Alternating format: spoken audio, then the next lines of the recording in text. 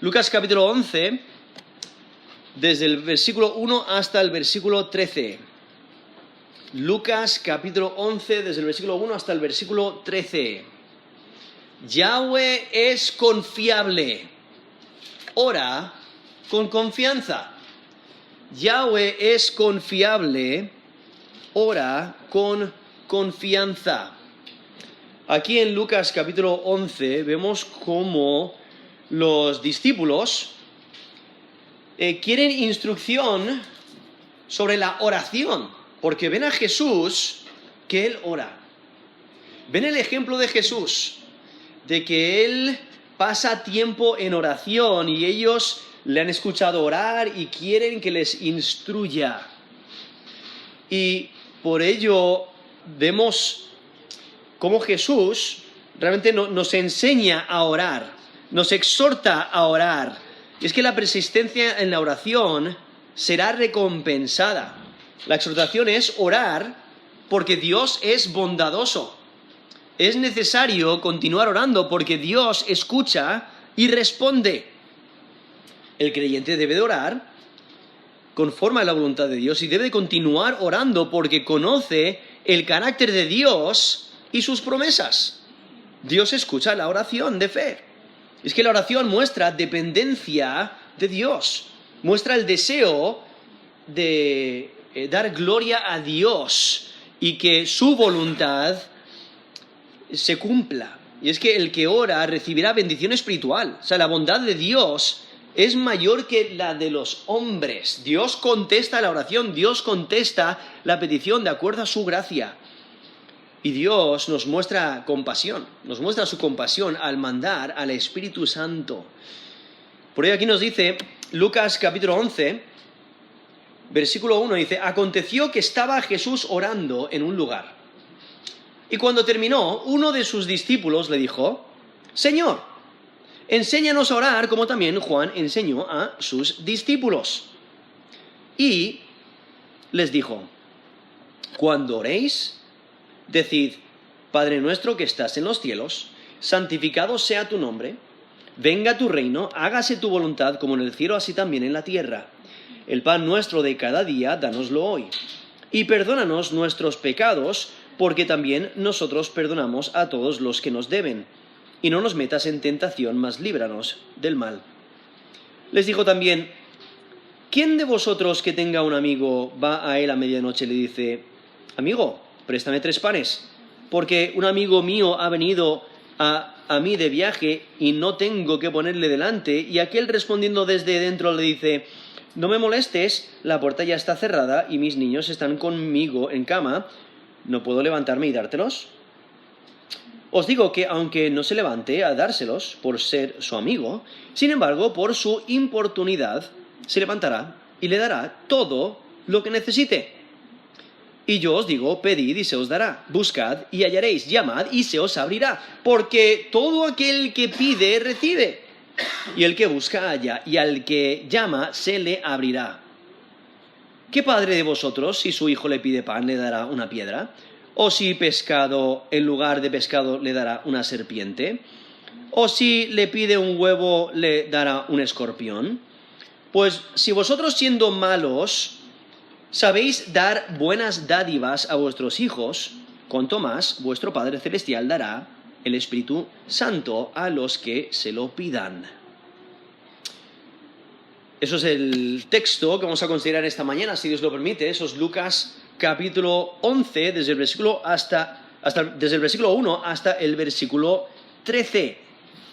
Aquí vemos la escena, o sea, Jesús está orando, los discípulos quieren que les instruya en la oración. Entonces Jesús les da un patrón a seguir, un ejemplo de oración, y luego continúa ilustrando la importancia de orar, la importancia de persistir, la importancia de confiar en Dios, quien sabe mejor y quien da en abundancia conforme a su gracia. Y si un padre es bondadoso para con sus hijos, cuanto más Dios va a ser bondadoso con sus hijos cuando le pidan. Pero tenemos que pedir. Para poder recibir tenemos que pedir. Y por ello resalta ahí en versículo 9: pedid y se os dará. buscad y hallaréis, llamad y se os abrirá. Y aquí vemos a Jesús enseñando sobre la oración, lo cual a través de su ministerio en la tierra, pues lo habrá enseñado en diferentes momentos, de diferentes maneras, pero resaltando la importancia de la oración. Aquí vemos el versículo 1, donde nos dice, aconteció que estaba Jesús orando en un lugar. O sea, de la manera que lo presenta, es algo común que hace, es un patrón en su vida. Jesús oraba, aunque Él es Dios encarnado, Él aún así pasaba tiempo en oración, pasaba tiempo hablando con su Padre, y por ello le vemos orando. Tenemos textos como Lucas 5:16, donde dice, mas Él se apartaba en lugares desiertos y oraba. Eso es Lucas 5:16. O en Lucas 6:12, en aquellos días Él fue al monte a orar y pasó la noche orando a Dios. Eso es Lucas 6, versículo 12. Vemos el ejemplo de Jesús orando. Él tomaba tiempo para orar. Te aseguro que si había alguien que no necesitase orar, era Él.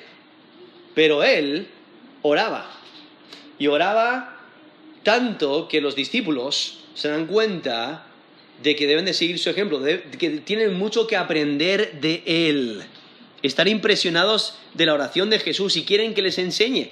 Lo cual muestra que los discípulos, aquellos que le están siguiendo, son seguidores de Jesús, ellos quieren aprender de Jesús.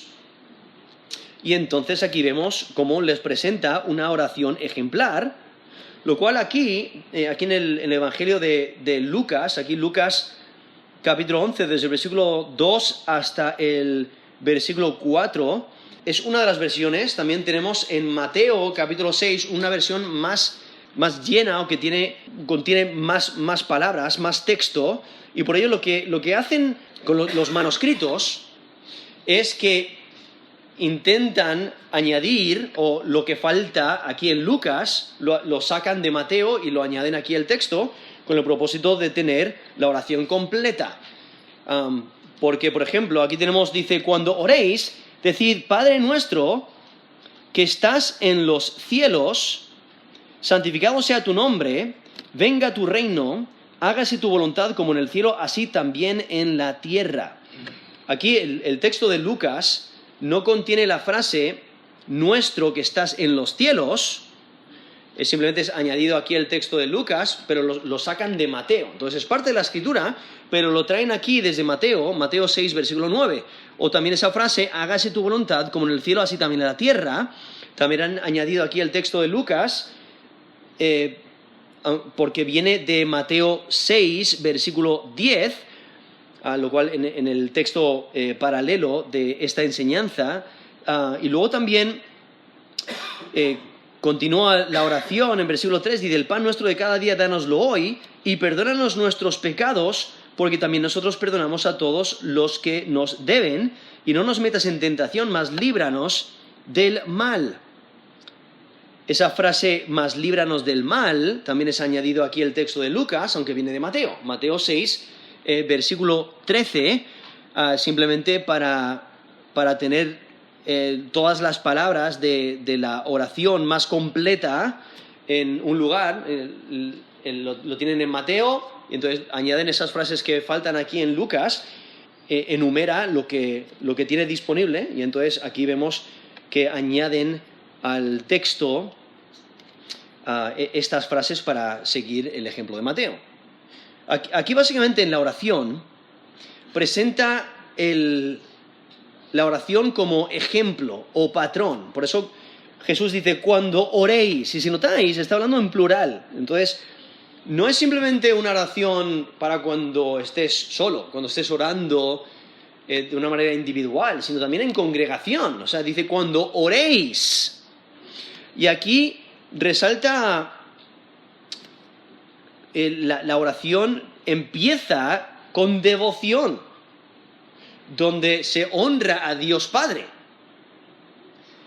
Se honra y ese deseo de obedecerle, y luego es cuando refleja necesidades propias, reflejando dependencia de Dios, destacando necesidades físicas y necesidades espirituales. cuando dice aquí, cuando oréis, decid, Padre nuestro que estás en los cielos, santificado sea tu nombre. Aquí vemos cómo empieza honrando a Dios. Venga tu reino. Ahí otra vez, destacando el deseo de que Dios cumpla su plan y venga su reino y traiga su reino en toda su gloria. Dice aquí, hágase tu voluntad como en el cielo, así también en la tierra. El pan nuestro de cada día, dánoslo hoy. Ahí empieza a enfatizar las necesidades físicas. Y luego, versículo 4, las necesidades espirituales, cuando dice, y perdónanos nuestros pecados, porque también nosotros perdonamos a todos los que nos deben, y no nos metas en tentación, mas líbranos del mal. Entonces vemos, empieza con devoción a Dios y luego empieza a resaltar la dependencia. Necesitamos tu ayuda. Ahora, lo que hay que entender es que Jesús no dice que se deba recitar esta oración palabra por palabra, sin variación. Incluso nos dice Mateo 6, 7, y orando no uséis vanas repeticiones, como los gentiles que piensan que por su palabrería serán oídos. Eso es Mateo 6, versículo 7. Entonces, no es que debemos de orar esta oración sin variación, o sea, simplemente repitiendo las palabras sin variación, sino aquí Jesús nos está dando el patrón a seguir. Debemos de usar esos temas y orar conforme a esos temas, no las palabras exactas, sino los temas. Y lo que hace es subraya la relación con Dios y la manera de acercarse a Él. Jesús aquí presenta el modelo para que los discípulos se aseguren de que están orando correctamente. Él presenta un esquema para rellenar, o sea, debemos orar esos temas.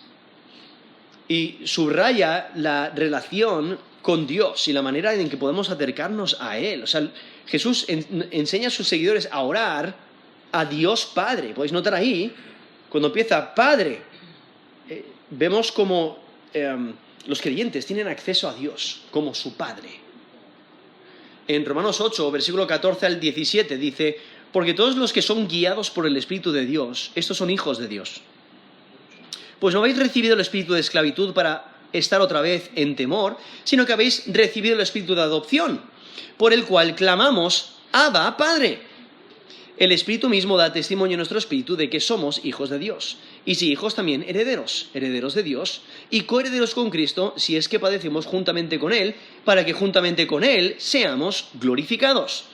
Son Romanos 8, del 14 al 17. O sea, una persona que pone su fe en Cristo como Señor y Salvador, recibe el Espíritu Santo dentro de él, y por ello tiene esta relación, porque ha sido adoptado a la familia de Dios, y por ello podemos clamar a Dios y nombrarle por Padre. O sea, Él es nuestro Padre celestial. Somos herederos, somos hijos de Dios por la fe, y el Espíritu Santo nos asegura, atestigua de que somos hijos de Dios, como os menciona ahí en Romanos 8, y por ello podemos clamar a Dios como nuestro Padre. Lo cual, ese término, pues, muestra respeto de la autoridad, muestra una relación íntima del discípulo con su Padre Celestial. Lo que hay que entender es que los paganos no tienen acceso a sus dioses falsos. En la antigüedad pensaban que cada uno de los dioses tenían diferentes dominios, diferentes funciones en relación con sus nombres. Entonces tenían que, dependiendo a lo que querían conseguir, pues tenían que acudir a un cierto dios. Pensaban que era necesario nombrar el dios correcto, de la manera correcta, para conseguir el resultado deseado. Los dioses falsos eran irritables, y si no les complacías, te iba mal. Pero lo que hace Jesús aquí es enseñar a sus seguidores que simplemente llamar a Dios por Padre es suficiente, porque el creyente tiene una relación con Dios. Entonces puede clamar a Dios como su Padre celestial porque ha sido adoptado en la familia de Dios. No hay necesidad de elogiarle ni de sobornarle para que responda a la oración. Dios escucha la oración de sus hijos. Por ello el término padre muestra respeto, muestra intimidad. Es que Dios es un Padre amoroso, bueno, misericordioso y perdonador. El conocimiento de Dios debe moldear la oración. Es que el creyente debe de orar conforme al carácter de Dios, reconocer, Él es nuestro Padre, Él está interesado en nuestro bien. Y al mismo tiempo, el creyente tiene la responsabilidad de obedecer y ser fiel a Dios. Por eso empieza diciendo, santificado sea tu nombre. Porque el nombre identifica a la persona, representa a la persona, refleja lo que ha revelado, representa sus atributos. Entonces, santificar el nombre de Dios es honrarle, es glorificarle, es reverenciarle, es mostrar el deseo de obediencia y el de obedecerle. Es destacar que Él es único. Realmente está conectado con el mandamiento, ahí uno de los 10 mandamientos, en Éxodo 27, dice, no tomarás el nombre de Jehová tu Dios en vano, porque no dará por inocente Jehová al que tomare su nombre en vano. ¿Vale? En Éxodo 20, versículo 7, nos dice que debemos de honrar el nombre de Dios y no usarlo como una palabra común, como una palabra normal, como si no tuviera valor. No, hay que respetar el nombre de Dios, hay que santificarlo, como nos dice aquí en Lucas 11, versículo 2. Hay que respetarlo y tratarlo como algo separado, como algo que tiene honra, el nombre de Dios. Y entonces nos dice, venga tu reino. Aquí es el deseo de que Dios establezca su reino. Y es que las obras de Dios estableciendo su reino, cumpliendo sus propósitos, requieren una respuesta adecuada de obediencia y de reverencia. Ahora, Jesús, en su ministerio, Él inauguró el reino de Dios. Con la venida de la segunda persona de la Trinidad, Él inauguró el reino de Dios, pero la consumación del reino de Dios aún queda en el futuro. Ahí Jesús mismo dijo en Lucas 11, 20, dice, mas si por el dedo de Dios echo yo fuera los demonios, ciertamente el reino de Dios ha llegado a vosotros. Ahí Jesús está enfatizando que se ha inaugurado el reino de Dios, ha llegado a vosotros, pero la consumación queda en el futuro. Y por ello el creyente debe de orar para que venga el reino de Dios. O sea, debe de orar por la consumación del reino de Dios. Y es que la esperanza futura de la salvación viene y debemos orar para que sea completada. Es que el deseo de la manifestación de la justicia anticipada, eso es lo que debemos de orar, pedir que el maligno sea derrocado, que venga el reino de Dios, que el mal sea erradicado. El deseo es que Dios se manifieste trayendo su reino. Por eso debemos de pedir que venga el reino de Dios. Porque Dios es honrado al revelar su persona, su poder, su reino. Y entonces podéis notar aquí cómo empieza esta oración ejemplar estableciendo un tono de adoración. El enfoque está en Dios. El enfoque está en Dios Padre, que su nombre sea santificado, que venga su reino. Entonces empieza la oración estableciendo este tono de adoración y asombro, y luego viene la petición personal, las peticiones de las necesidades de uno. Y la primera petición personal es de provisión diaria de comida. Por eso nos dice, el pan nuestro de cada día, dánoslo hoy. O sea, el creyente debe reconocer la provisión de Dios. Él es quien provee. El creyente debe depender de Dios para todas sus necesidades.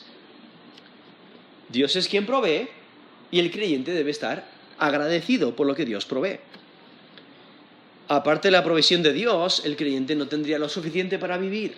O sea, Dios es quien provee en abundancia conforme a su gracia. Y por ello el creyente debe de mostrar su dependencia de Dios, humillándose y pidiendo por sus necesidades diarias. O sea, humildemente descansando y dependiendo de Dios. Y aquí dice, el pan nuestro de cada día, dánoslo hoy. Vemos cómo pide lo esencial. No está pidiendo lujos, ni cosas innecesarias, son las cosas necesarias para la vida, para vivir. Es que el creyente debe estar satisfecho con lo que tiene hoy y descansar en el cuidado de Dios, de que Él provee para las necesidades. Es como esa petición de pan, esa petición de pan nos recuerda al maná, donde Dios proveía ese pan que descendía de los cielos en el desierto, diariamente. Éxodo 16, del 12 al 14, dice: yo he oído las murmuraciones de los hijos de Israel. Háblales diciendo: al caer la tarde comeréis carne, y por la mañana os saciaréis de pan. Y sabréis que yo soy Jehová vuestro Dios.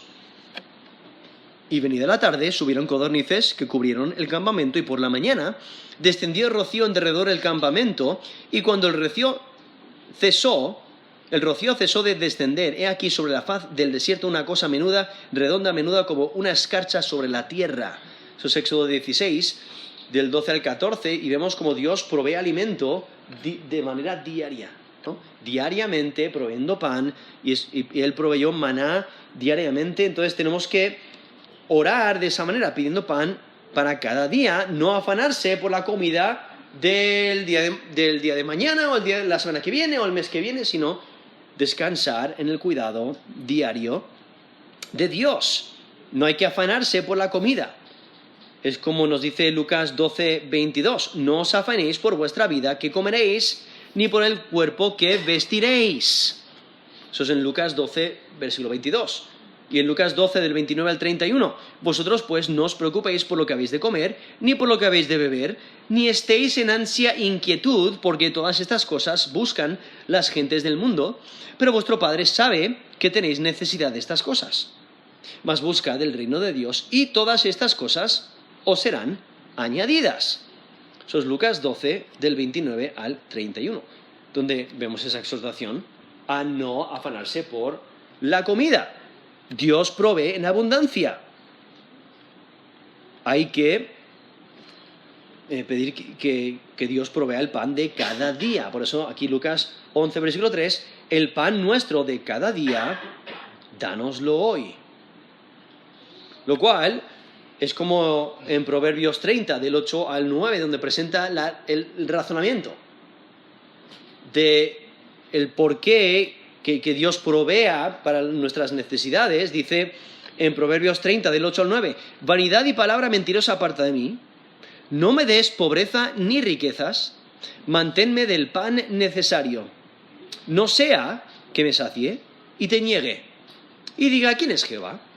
O que siendo pobre hurte y blasfeme el nombre de mi Dios. Esos Proverbios 30, del 8 al 9, donde ahí también dice: mira, manténme del pan necesario, que tenga lo suficiente, porque si soy rico, quizás llegue el día que niegue a Dios, porque estoy saciado.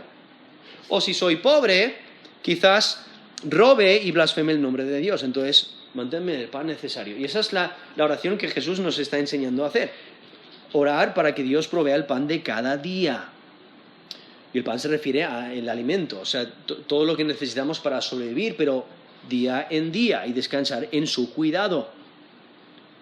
Y entonces la siguiente petición aquí en versículo 4 es por el perdón de pecados, cuando dice: y perdónanos nuestros pecados, porque también nosotros perdonamos a todos los que nos deben. Y no nos metas en tentación, mas líbranos del mal. Aquí por ello dice: perdónanos nuestros pecados. Aquí vemos esta confesión de pecados, el reconocimiento de que uno es pecador. Y dice: porque también nosotros perdonamos a todos los que nos deben. Es que la confesión de pecados debe ser una práctica común para el creyente. Como en 1 Juan 1:9, si confesamos nuestros pecados, Él es fiel y justo para perdonar nuestros pecados y limpiarnos de toda maldad. Eso es 1 Juan 1:9. Entonces, si confesamos nuestros pecados, Dios perdona. Dios promete perdonar, promete limpiarnos de toda maldad. Él es fiel y justo para hacerlo. Eso es 1 Juan 1:9. Entonces podéis notar aquí donde en Lucas 11:4 dice, perdónanos nuestros pecados, porque también nosotros perdonamos a todos los que nos deben. Y es que perdonar debe ser una práctica común del creyente, porque ha sido perdonado, el creyente también debe de perdonar. Es como nos dice Marcos 11, del 25 al 26, cuando estéis orando, perdonad si tenéis algo contra alguno, para que también vuestro Padre que está en los cielos os perdone a vosotros vuestras ofensas. Porque si vosotros no perdonáis, tampoco vuestro Padre que está en los cielos os perdonará vuestras ofensas. Eso es Lucas 11, del 25 al 26. O sea, alguien que no perdona demuestra que no ha sido perdonado. Demuestra que no tiene una relación con Cristo. Porque cuando Cristo te perdona de toda tu maldad, de todos tus pecados, vives en gratitud y por ello estás dispuesto a perdonar. Es como esa parábola en Mateo 18 nos presenta una parábola de dos deudores y presenta a alguien que tiene una deuda tan grande de 10.000 talentos, nos dice, y no lo puede pagar, pero su señor le perdona. Y luego ese mismo siervo sale y se encuentra con un consiervo que le debe 100 denarios y no está dispuesto a perdonarle. Y entonces Jesús está resaltando la insensatez. O sea, si te han perdonado una gran deuda tan grande, ¿cómo no vas a perdonar una deuda pequeña? Y es que el creyente que ha sido perdonado una deuda tan grande va a perdonar. Una persona que no perdona es porque no conoce a Cristo como Señor y Salvador. Es por eso ahí en Mateo 18, del 32 al 33, dice, entonces llamándole su señor le dijo, siervo malvado, toda aquella deuda te perdoné porque me rogaste. ¿No debías tú también tener misericordia de tu consiervo, como yo tuve misericordia de ti? Eso es Mateo 18, del 32 al 33. También nos dice Efesios 4, versículo 32, antes sed benignos unos con otros, misericordiosos, perdonándoos unos a otros, como también os perdonó, como Dios también os perdonó a vosotros en Cristo. Eso es Efesios 4:32. O sea, si has sido perdonado de todos tus pecados, de toda tu maldad, entonces perdona a otros. Y por ello aquí, en Lucas 11, versículo 4, dice, perdónanos nuestros pecados porque también nosotros perdonamos a todos los que nos deben. O sea, el creyente siempre debe estar preparado para perdonar. Es que el ejemplo de Jesús no solo afecta cómo el creyente debe de orar, sino cómo debe de vivir. Debe de perdonar a otros en sus ofensas contra él, porque Dios le ha perdonado. Y hay que vivir en ese mantenimiento, pidiendo perdón, confesando los pecados, manteniendo la relación con Cristo. Y por ello continúa aquí el texto diciendo, y no nos metas en tentación, mas líbranos del mal. O sea, esta siguiente petición es que Dios ayude al creyente a no caer en tentación. Porque Dios es poderoso para impedir que caigas en la trampa de Satanás. El creyente desea agradar a su Señor. Desea evitar los problemas y el peligro de la tentación. Y por ello le pide a Dios que le ayude. Cuando dice, no nos metas en tentación, mas líbranos del mal. Hay que recordar que Dios no tienta a nadie. Nos dice Santiago 1, del 13 al 14, cuando alguno es tentado, no diga que es tentado de parte de Dios, porque Dios no puede ser tentado por el mal, ni él tienta a nadie, sino que cada uno es tentado cuando de su propia concupiscencia es atraído y seducido. Eso es Santiago 1, del 13 al 14. O sea, Dios no tienta a nadie.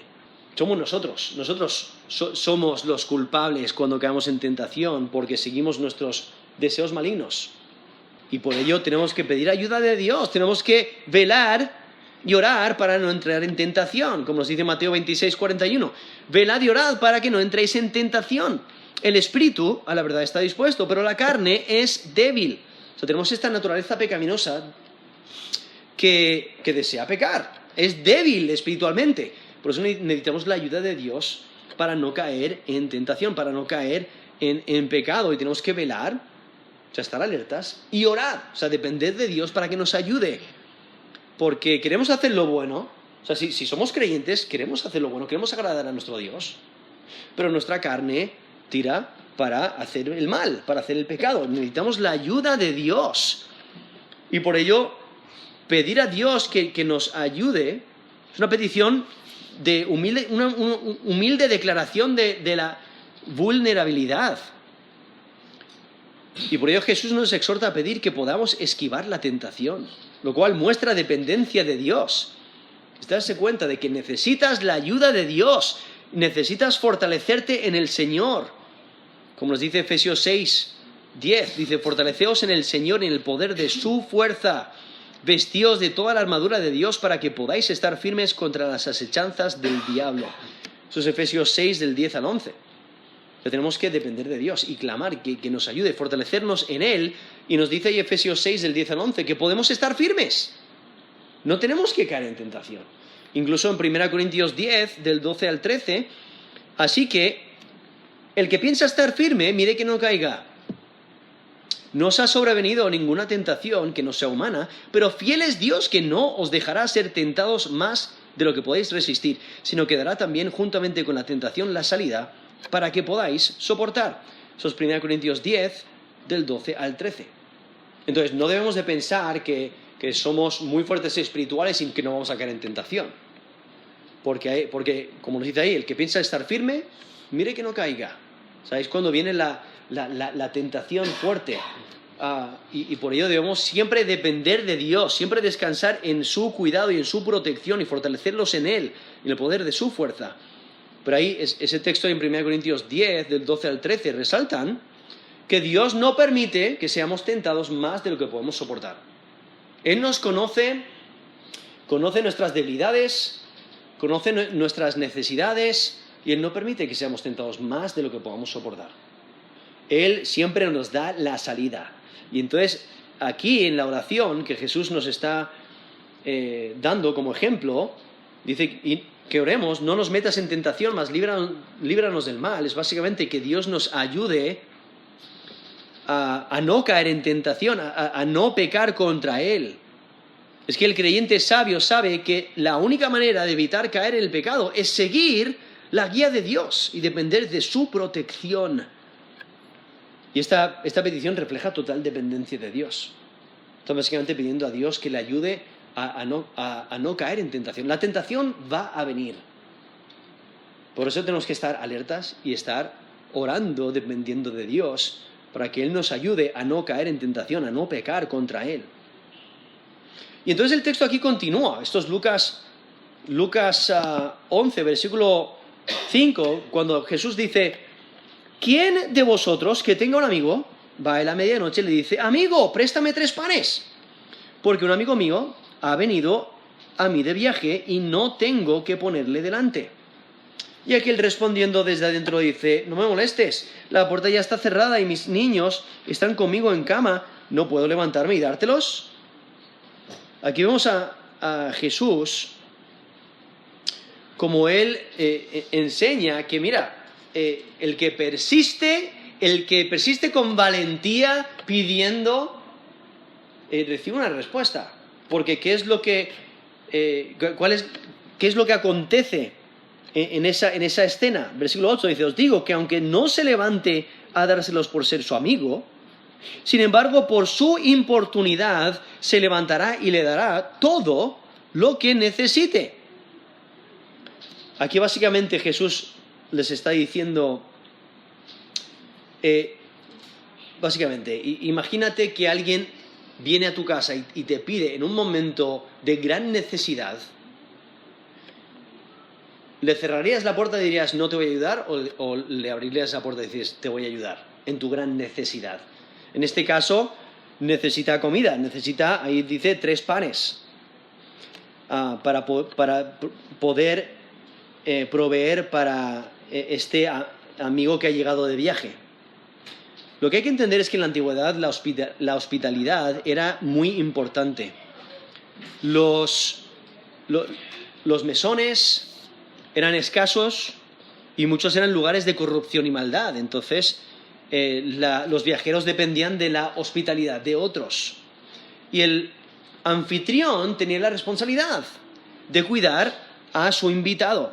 Por eso aquí vemos que De repente llega alguien a la medianoche, ha estado viajando durante la noche, llega a su casa inesperadamente y no tiene qué darle. Y el anfitrión tiene la responsabilidad de proveer lo necesario para su invitado. Y no quiere avergonzarse delante de su amigo. El problema es que no tiene lo suficiente en su casa para darle de comer, para cubrir las necesidades. A esa hora los mercados no están abiertos, o quizás es un pueblo pequeño y no hay mercados en ese pueblo. Es un pueblo pequeño y se sabía quién había horneado el pan, entonces sabría quién tiene de sobra y por ello acude a esa persona pidiendo ayuda, para que le ayude a proveer por esta necesidad. Y el amigo tiene responsabilidad de ayudar. De todas formas, solamente le está pidiendo un préstamo. Se lo devolvería después. Quizás el siguiente día se lo podría pagar.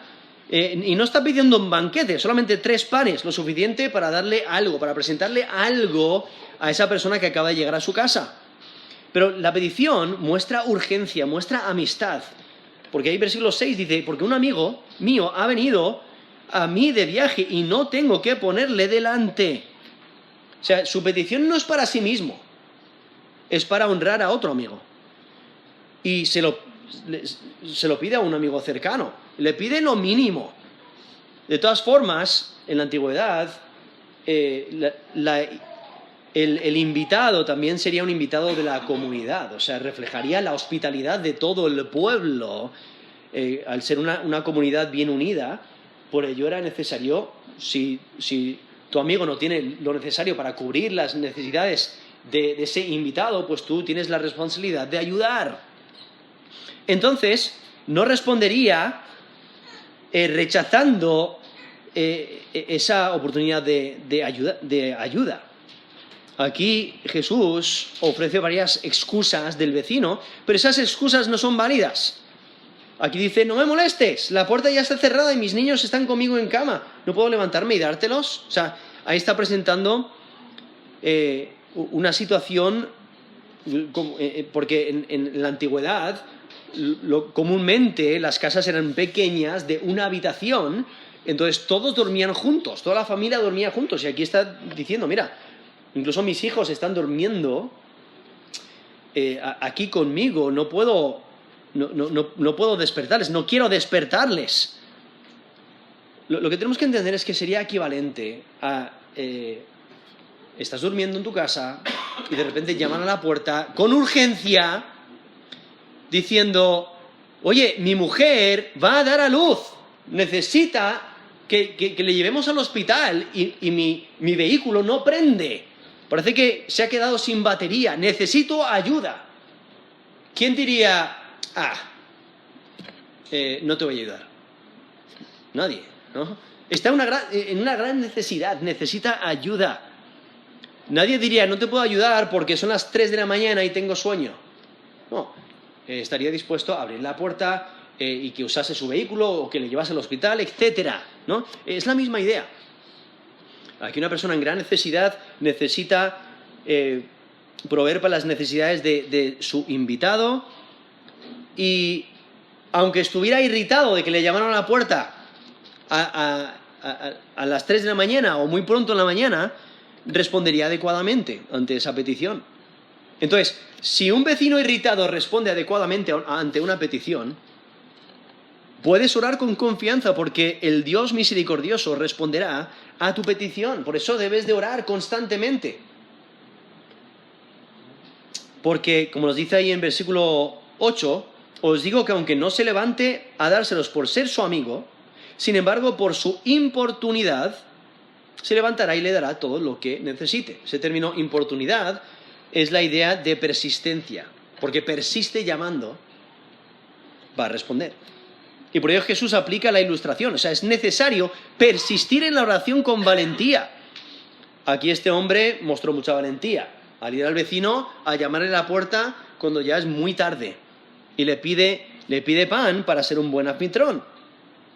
Si la amistad no es suficiente, o sea, simplemente por ser amigo no se lo da, se lo va a dar por su valentía persistente, porque continúa llamando, porque continúa pidiendo.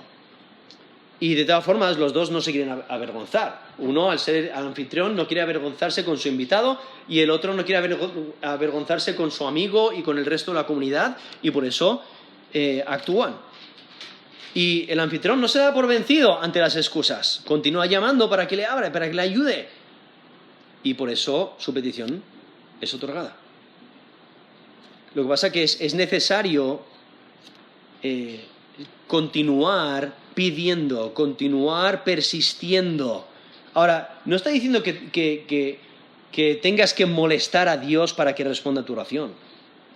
La parábola no te invita a ser descortés. No está hablando de intentar cansar a Dios con tus palabras para que cambie de opinión. No, está hablando de orar con valentía, de persistir en la oración. Debes de continuar orando porque Dios responde bondadosamente a sus hijos. Si un amigo te ayudaría por tu persistencia, ¿cuánto más respondería Dios a tu petición? Porque Dios no es como los hombres. Por eso debes de continuar orando y Dios responderá conforme a su misericordia y su gracia. El creyente debe continuar orando con fe, debe de continuar buscando y esperando ayuda de Dios. Por eso continúa el texto aquí, versículo 9, dice: yo os digo, pedid y se os dará, buscad y hallaréis, llamad y se os abrirá. Porque todo aquel que pide recibe, y el que busca halla, y al que llama se le abrirá. Aquí hace hincapié en el deber de orar. Pedir es una invitación a orar. Buscar es una invitación a buscar a Dios y su voluntad. Llamada es una invitación a ir a la presencia de Dios. Está resaltando la oración. Son tres maneras de representar la oración. Es pedir conforme a la voluntad de Dios. Y para poder recibir tienes que pedir. Y Dios se deja encontrar por aquellos que le buscan. Dios está dispuesto para responder. Es que la persistencia es necesaria. Hay que pedir, hay que persistir, hay que presentar nuestras peticiones delante de Dios. Y Dios responde de acuerdo a su gracia. Ahora, Jesús supone que las peticiones van a ser adecuadas, conforme a la voluntad de Dios. Porque también hay que recordar que es posible pedir mal. Como nos dice Santiago 4, versículo 3 al 4. Pedís y no recibís porque pedís mal para gastar en vuestros deleites. Oh almas adúlteras, ¿no sabéis que la amistad del mundo es enemistad contra Dios? Cualquiera pues que quiera ser amigo del mundo se constituye enemigo de Dios. Eso es Santiago 4, desde el versículo 3 hasta el versículo 4. O sea, es posible pedir mal. Por eso hay que tener cuidado, hay que orar conforme a la voluntad de Dios. Y eso es lo que presupone Jesús, que estamos orando conforme a la voluntad de Dios. Y cuando oramos conforme a la voluntad de Dios, podemos pedir y Dios actúa. Hay que pedir conforme a su voluntad. Es como Jesús mismo en Getsemaní. Él dice: Padre, si quieres, pasa de mí esta copa, pero no se haga mi voluntad, sino la tuya. No sé el ejemplo de Jesús. Orando conforme a la voluntad de Dios, deseando que se haga la voluntad de Dios. Así es como debemos de orar. Y cuando pedimos conforme a la voluntad de Dios, en obediencia, agradándole, cumpliendo sus mandamientos, Dios responde, Dios muestra su amor y gracia al responder nuestras peticiones. Él está preparado para dar. Los que oran reciben, encuentran y reciben una puerta abierta. Dios responde y Él promete responder a las oraciones. Pero es necesario orar con la expectativa de que Dios responderá apropiadamente. Y por ello nos menciona aquí el versículo 11 al versículo 13, porque dice: ¿qué padre de vosotros, si su hijo le pide pan, le dará unas piedras? O si pescado, en lugar de pescado le dará una serpiente? O si le pide un huevo, le dará un escorpión. Pues si vosotros, siendo malos, sabéis dar buenas dádivas a vuestros hijos, ¿cuánto más vuestro Padre Celestial dará el Espíritu Santo a los que se lo pidan? Entonces, aquí vemos cómo Jesús enfatiza que Dios responde apropiadamente a la oración. O sea, ¿qué padre trata mal a sus hijos? No, por lo general no. O sea, entonces, si un padre normal, un padre que es pecador, por eso dice: vosotros que sois malos, ahí en versículo 13. O sea, un padre pecador hace bien a sus hijos, cuanto más nuestro Padre Celestial nos va a ayudar, va a responder a nuestra petición. Y es que la petición de los hijos tiene que ver con cosas básicas. ¿Qué es lo que quieren? ¿Qué es lo que necesitan? Pan, pescado, un huevo. Los padres no van a responder dándole lo malo. Incluso esa frase, pan le dará una piedra, también viene de Mateo 7, versículo 9, y añadido aquí a este texto, pero resalta la misma idea. La misma idea de que hay que descansar en el cuidado de Dios, orar fervientemente con la expectativa de que Dios va a responder apropiadamente, al igual que un padre respondería apropiadamente a las necesidades, a las peticiones básicas de sus hijos. Dios también responde apropiadamente, no provee algo dañino y peligroso. Como un buen padre no dañaría a su hijo intencionalmente. Entonces, cuando alguien hace una petición para algo especial, no recibe cosas peligrosas, porque nadie es tan cruel, nadie es tan desagradable. Dios tampoco es cruel.